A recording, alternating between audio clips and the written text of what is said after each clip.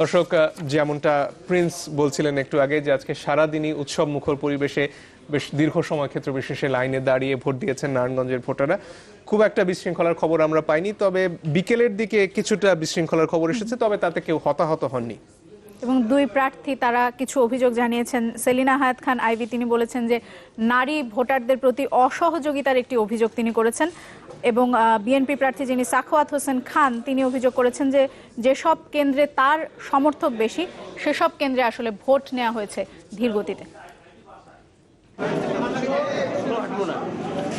শীতের সকালে মেঘরোদ্দুরের খেলা, নানা ভাবনা দুর্ভাবনার হিসাব নিকাশ, এসব নিয়েই ভোট হলো আলোচিত সমালোচিত নারায়ণগঞ্জ সিটি কর্পোরেশনে। সকাল থেকেই দীর্ঘ লাইন, তবুও হাসি মুখে দাঁড়িয়ে নারী পুরুষ সবাই। ছিল উৎসবের আমেজ। সকাল 8টা থেকে শুরু হয়ে টানা ভোট চলে বিকেল 4টা পর্যন্ত। ভোট দিয়ে খুবই ভালো লাগলো, একদম সুস্থ শান্তিপূর্ণ একটা পরিবেশ এবং বেশ একটা উৎসব আমেজ ভাব। কি মনে হচ্ছে ফ্লোটা কেমন? খুব সুন্দর, খুব সুন্দর। ভোটাররা খুব সুন্দরভাবে ভোট দিতে আসছে এখানে। আমাদের কাজ সুষ্ঠুভাবে চলতেছে, অনেক সুন্দরভাবে চলতেছে। এখন ভোট ঠিক মতোই চলতেছে, কোনো সমস্যা নাই। কোনো ধরনের অভিযোগ কি এসছে? না, কোনো অভিযোগ আসে না। ঈদের চেয়ে বেশি আনন্দ হইতেছে।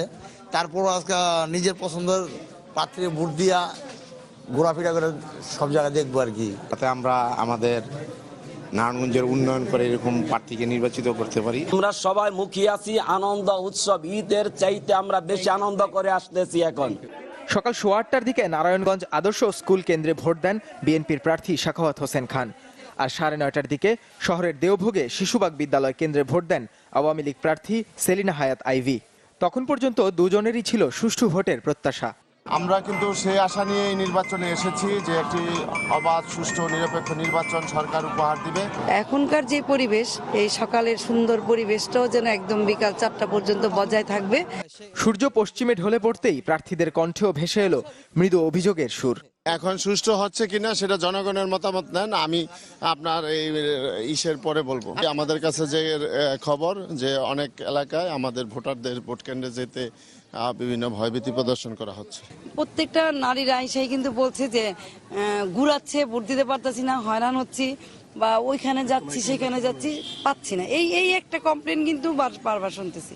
আর একটা কমপ্লেন ছিল যে কি বলে নৌকার বেজ দেখলে বেস্টের সাহেবরা নাকি সরাই দিছে। এটা হ্যাঁ 10 নম্বর ওয়ার্ডে 12 নম্বর ওয়ার্ডে এই কাজটা হয়েছে, এটা আমি জানিয়েছি। প্রার্থীদের অভিযোগ অবশ্য উড়িয়ে দিয়েছেন রিটার্নিং কর্মকর্তা, বলেছেন আনুষ্ঠানিক কোনো অভিযোগ আসেনি তার কাছে। তো হয়তো কোনো বিষয় ছোটখাটো হতে পারে, আমার কাছে কোনো লিখিত অভিযোগ আসেনি। তারপরে আমি প্রিজাইডিং অফিসার থেকে শেষ মুহূর্তের জন্য বলে দেবো যে পোলিং এজেন্ট যারা আছে তারা থাকবে এবং গণনা পর্যন্ত যেন পোলিং এজেন্ট থাকে। আমরা যেখানে ভোট নিয়েছি সেখানেই গুনবো, আমরা সেখানে লিখিত ফলাফল দেবো, তারপরে আমরা এই ক্লাবের যে দোতলা আছে সেখানে আমরা ফলাফল একত্রীকরণ করব। পুরো আয়োজন ঘিরে আইনশৃঙ্খলা বাহিনীর নিরাপত্তাও ছিল নিশ্ছিদ্র। অবশ্য তার মধ্যেও সারাদিনের শান্তিপূর্ণ পরিবেশে খানিক ছেদ পড়ে ভোট শেষে। শহরের চাষারা মোড়ে কিছুটা উত্তেজনা হয় বটে, তবে আইনশৃঙ্খলা রক্ষাকারী বাহিনীর তৎপরতায় তাতে ডালপালা গজায়নি।